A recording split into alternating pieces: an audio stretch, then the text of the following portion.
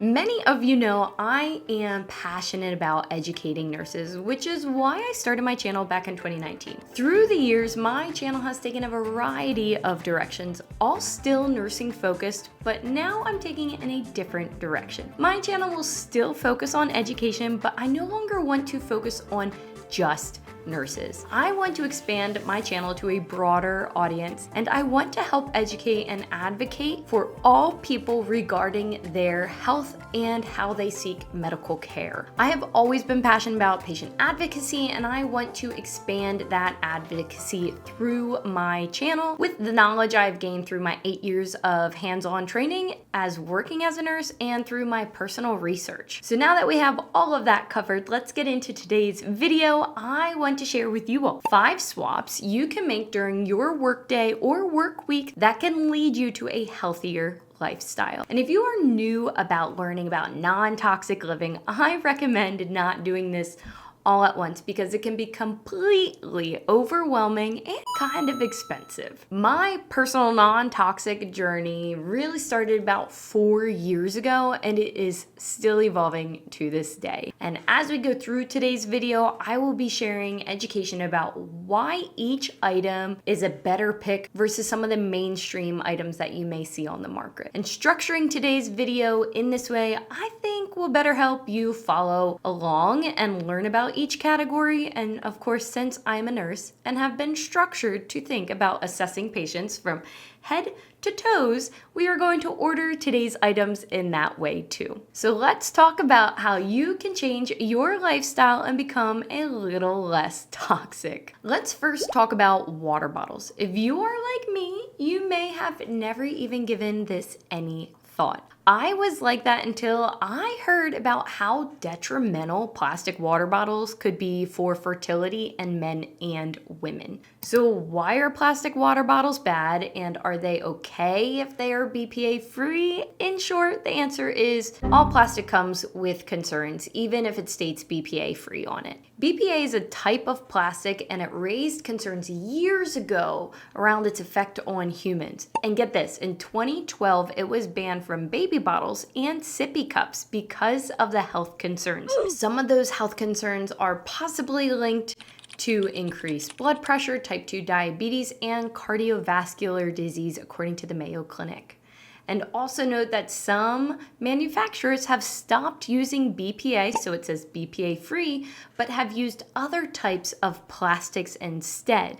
And these include BPS, BPF, BPB, and BPZ. These are a newer substitute for BPA, and less is known about them and their effects on the human body. So manufacturers are getting around this little loophole saying BPA free and using other types of bisphenol products, but what are their effects on the human body? To go a little deeper, plastic is especially harmful when putting it in a microwave or putting hot food or liquid in a plastic container. BPA breaks down over time in plastic containers, which then allows it to leach into your food, and then you ingest that BPA. So what is a good alternative for a plastic water bottle? Any item that is glass, porcelain, or stainless steel is a great swap for plastic water bottles. I personally use a BrewMate. This is mine. It is stainless steel on the inside. It is plastic on the outside though, but this is a great swap. I have used mason jars in the past, and I have used other stainless steel cups as well. And you can find the link in the description of this video to all the swaps I'm going to recommend. So let's move on to number 2, and that is lunch containers. Lunch containers go hand in hand with water bottles. The same concerns apply here as they do for water bottles. And some of you may be wondering, well, is it even safe to carry around glass containers? Don't they break easily? And while yes, glass can break, I will say in my 5+ years of using glass containers for lunch, and I use them here at home, I have never had one break or shatter on me. And again, a personal favorite is the Rubbermaid, but the client I do private duty nursing for, when I would meal prep for her, these were the containers I used. And again, link is down below in the description. So let's move on to number 3. This one may not sound like it's for everyone, but it is for everyone. Makeup and skincare. This is an area where I never put much thought until in the last 2 years, I would say. I grew up wafting Victoria's Secret perfume, spraying myself with loads of Bath and Body Works. I think I even probably got stuff from, you remember the store Limited Too, us 90s babies grew up with all of that stuff. And only to find out now that I am 30 years old, that all of that stuff I sprayed on my body had the ingredient fragrance or parfum, which are both endocrine disruptors. Fragrance is defined by the FDA as a combination of chemicals that gives each perfume or cologne, including those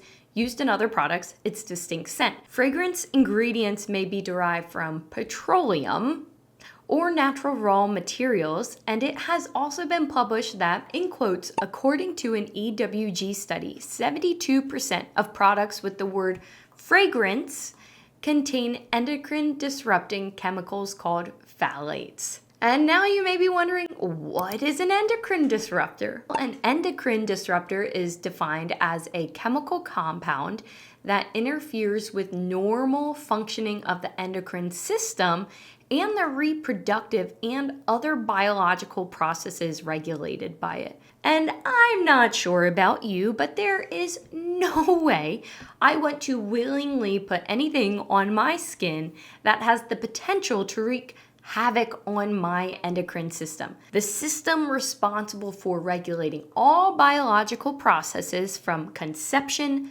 to death. The female ovaries, male testes, and pituitary, thyroid, and adrenal glands are all members of the endocrine system. Now, if that doesn't make you want to make the switch, I do not know what would. And again, switching all your items out at once can be expensive and overwhelming, and you can just switch them over time. That's what I have done these last 5 years. One switch for this area that both men and women can do is simply just switching your body wash. My personal favorite, Pretty Farm Girl's handmade tallow and goat milk kefir cleansing bar. There are a lot of other clean products out there aside from this small Florida-based homestead product, but I do love that tallow is rich in vitamins A, D, E, and K and helps to assist your body in producing healthy collagen. So make your skincare work for you, right? You don't want it to harm your body like a lot of natural cosmetics and body washes. Use skincare products that actually heal your skin. And on the website of Pretty Farm Girl, you can see all the benefits of the goat milk and kefir in their soap products. So go check that out as well if you want to learn more about tallow and kefir. All right, second to last, number 4, let's talk about clothing and attire for work. This subject I have only recently started diving into, I would say in the last year or so. I used to just buy whatever I thought was cute, not putting any thought into what the clothes were made of. And well, I am here to plead with you to please read the tags of your clothes before you purchase them. Again, just making one small change can go a long way. Don't get rid of your whole wardrobe all at once, but just put a few pieces in here and there until you kind of completely transform your wardrobe. Try to start with removing polyester from your closet. That's what I recommend, because polyester, technically known as polyethylene terephthalate, PET, is a synthetic woven material derived from petroleum. So you are wearing petroleum on your body all day long if you are wearing polyester. And why is this concerning? So published by Bella Bevel, bisphenol A, better known as BPA, which we have been talking about, is a carcinogenic compound found in many plastic containing products due to its ability to add rigidity and strength to the plastic. However, BPA has been found in a wide variety of products not traditionally thought of as plastic, including feminine hygiene products, which is just insane to me, printer receipts, and even clothing. Clothing containing a polyester/spandex blend, common in athletic wear, contains BPA, whereas traditional cotton clothes, like what I'm wearing right now, does not. It is all coming back to BPA here as well. I should have just titled this video, How to Avoid BPA and Become Less Toxic Avoiding BPA, really. And this video is not meant to be fear-mongering and to scare you, but it is meant to be educational and informative, as I do think it is important for the general public to know this information. I am here to advocate for you guys, right? That's what nurses do. We advocate, we teach, and then we allow you to make the decisions. That is what a nurse does. I'm not making any decisions for you, but it is my job to educate you on what is going on. So all in all, on this topic, if you can avoid polyester clothing in your workplace, I would highly suggest wearing cotton. I know like a lot of scrubs are not made with cotton. I would highly suggest wearing cotton undergarments, especially underwear, to provide some type of layer of protection in those sensitive areas.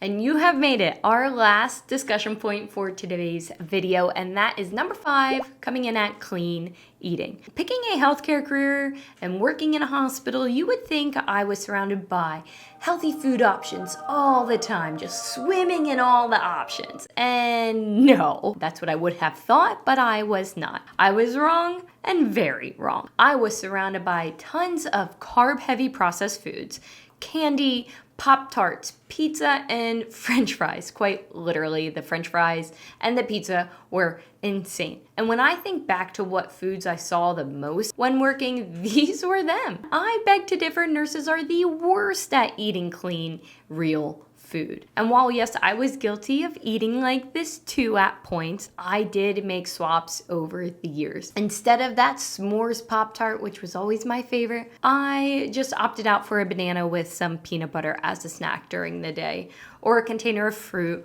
or some Greek yogurt. We have discussed so much of what you can do outside of the body, but none of that matters, in my opinion, if you don't fix what's on the inside. Food is fuel, food is medicine. Our bodies need real food, and food that was given to us by a kind and loving Father.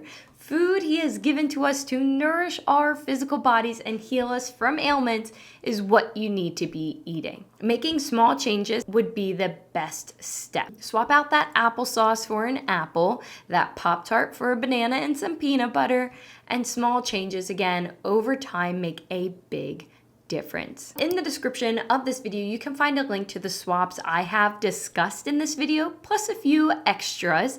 And you can also find sources to the information and quotes provided in today's video too. But that's not all. I also have an Amazon storefront you can go to, which has all non-toxic living items and categories. You can shop clothing, you can shop baby stuff, you can shop food prep. It's all non-toxic. I've already done the work for you and categorized it, and you can shop right from those categories if you are interested in making these small changes to lead a less toxic life. I am so excited for the new direction of my channel, as this is what I am most passionate about. I don't know if you can hear it in my voice or see it in my face, but this is what I love. Educating and advocating for you all, the general public or nurses, healthcare professionals, about how you can lead a healthy lifestyle. But other than that, that is it for today's video, everyone. Thank you for tuning in. Make sure to subscribe, as that helps me tremendously. I really want to get this information out there to others, and the only way to do that is if you like this video, subscribe to my channel, and give it a share. I need to use the YouTube algorithm and work with it to get this video out there, but I need your help to do that. Thank you all for tuning in, and I will see you in next Tuesday's video.